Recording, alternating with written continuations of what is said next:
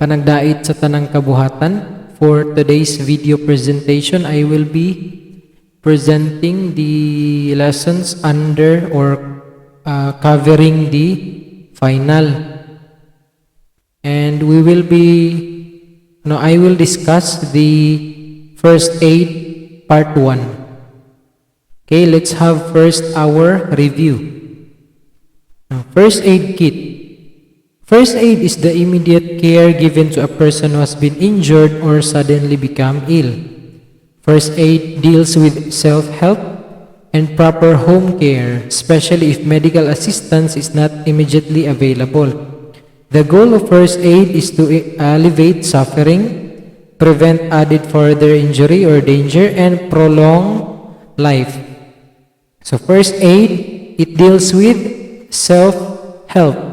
So kung na-injured ka tapos wala pa yung medical assistance available, that's the time that you do first aid or you perform first aid, self-help. Or kung nakikauban sa inyong balay, sa na-injured ka, you can call for help, someone who can perform the first aid mintras wala pa ang medical assistance. So that is first aid, to prevent further injury or danger. Now, brief introduction. The first aid kit is a set of supplies and equipment used to administer first aid. In your school and community, first aid kits should be available, visible and readily accessible in case of injuries or emergencies. It should also be regularly checked for completeness and freshness of supplies. So in school, dapat naagid na dapat set of first aid kit.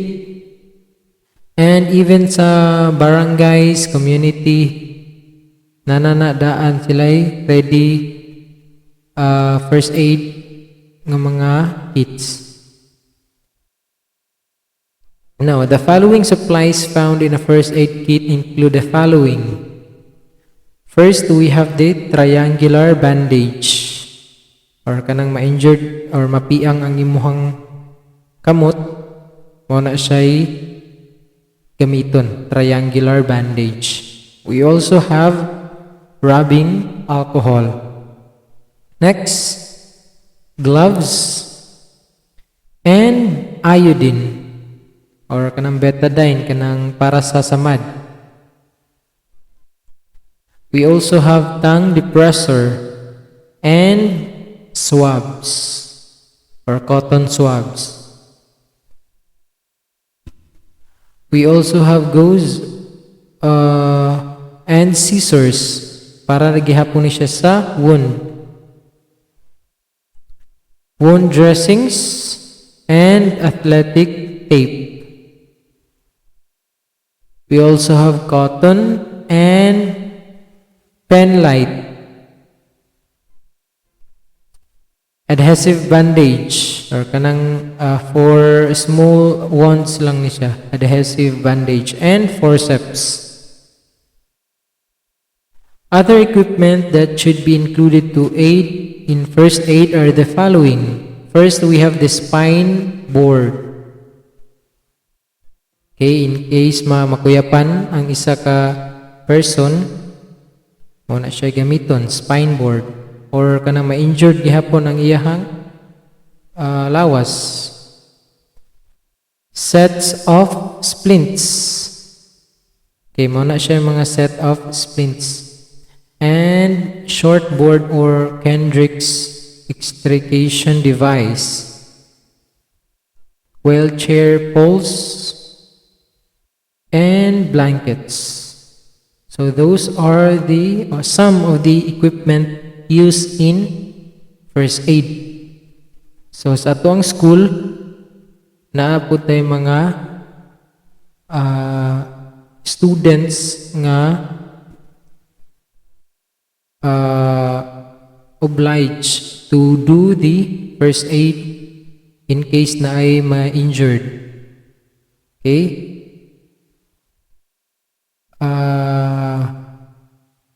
The first aid kit is usually located in strategic places in school like the clinic, gym, playground, and security stations.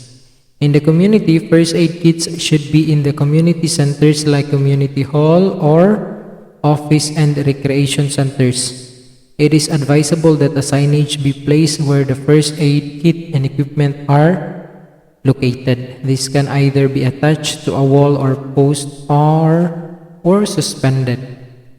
So, sa school or sa community na to, dapat na kitay signage nga kani nga part mo ni siya ang center or medical center, such as clinic or medical center sa isa ka community. Schools and community, and in any other institution, the presence of first aid kits, emergency numbers, and phones and equipment should not be the end of their emergency response. They should set procedures on how to respond to injuries or emergencies. These procedures are standard ways of responding to emergencies.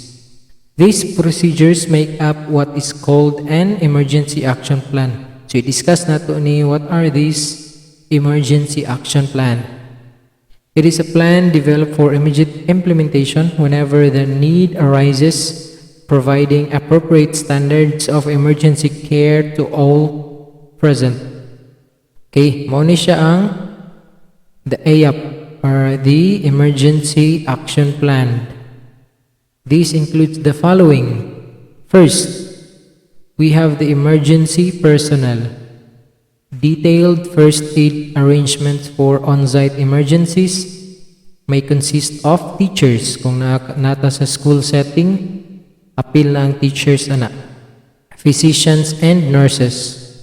Or katong sa mga athletes, naapod sila athletic coaches, apil na sila sa emergency personnel. Security and maintenance personnel for schools or community leaders, homeowners, and association president for community. Next, or second, we also have emergency communication, emergency numbers, phone numbers kung unsay dapat tawagan in case of emergency, phones or two-way radio, public announcement system. We also have emergency equipment, katong gidiscuss na to ganina, such as the first aid kit, wheelchair, spine board, stretcher, blankets, and poles, and of course, medical transportation, confirmation of local ambulance, basic life support. Okay, again, ang first aid is just the first step or just to prevent added injuries. Dili pa na siya ang end. To prevent added injuries lang ang first aid or ang pag-perform sa first aid. After perform na ang first aid sa isa ka injured person, that's the time nga pwede na din siya transport into the hospital, at least na prevent na gamay ang danger.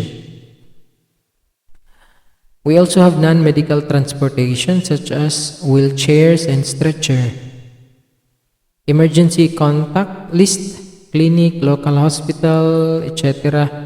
And venue information, transportations, identified entrance, exits, and access routes. Now, school personnel, teachers, security and maintenance personnel, and community leaders know, understand, and follow these procedures every time an emergency happens because it is standardized. These procedures are usually laid out in writing so that personnel crucial in the emergency response are not notified and that immediate attention is given. In the community, it is advisable to form a community emergency response team which will be the emergency personnel in your EAP. So, dapat ang isa ka community na agit sila ay group of emergency response or emergency response team para in case magka-emergency sa isa ka barangay or sa isa ka community, naadayoy mo act as mutabang dayon ato nga specific person.